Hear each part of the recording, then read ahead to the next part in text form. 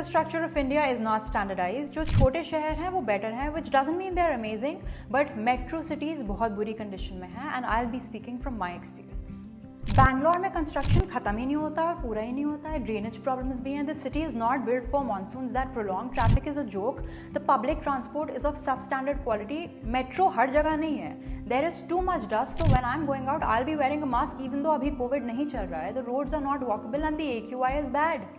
People are saying कि बहुत सारे पेड़ काट दिए गए हैं. New buildings have ruined the city after the boom of the IT industry because this city was never built for that kind of an infrastructure. The smoke emitted by vehicles is beyond what the city can handle. और आसपास यहाँ forest areas भी बहुत हैं जहाँ पे residual crops burn किए जाते हैं तो उनके भी emissions हैं. It's true.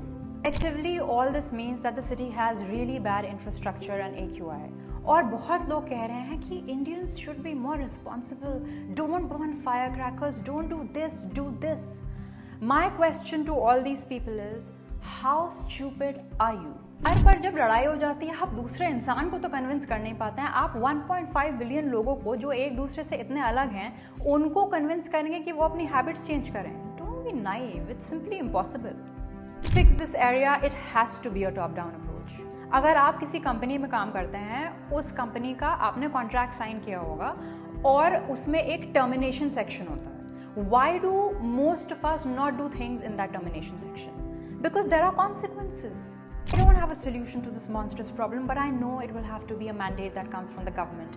India की जो different bodies हैं, whether it's environment and climatic change, road transport, agriculture, renewable energy और तमाम बॉडीज़ जो अफिलिएटेड हैं इस एरिया से, उनको कंसिडर्ड तरीके से प्लान बनाना पड़ेगा and it will have to be included in the policy which will have to be different for every state and obviously the janta will have to comply. और नहीं करेंगे तो कॉन्सिक्वेंसेज ऐसे होने चाहिए जैसे आपको बॉडी में करंट लग गया है तो सोचेगा ना इंसान 10 बार रूल्स तोड़ने से पहले. This area is a major reason why Indians leave. The West has solid infrastructure, and after being used to that kind of infrastructure, AQI and just efficiency, it can be exhausting to live in India क्योंकि point A से point B पहुँचना एक जंग है. तो to the powers that be, India की जनता को नाराज़ मत करिए क्योंकि अगर इन्होंने अपने अंदर के किम जोंग उनको एक्टिवेट कर दिया और एकजुट हो गए तो तहस नहस हो जाएगा और 51-52 साल के बाद पता चला गवर्नमेंट को फिर से इमरजेंसी डिक्लेयर करनी पड़ जाए.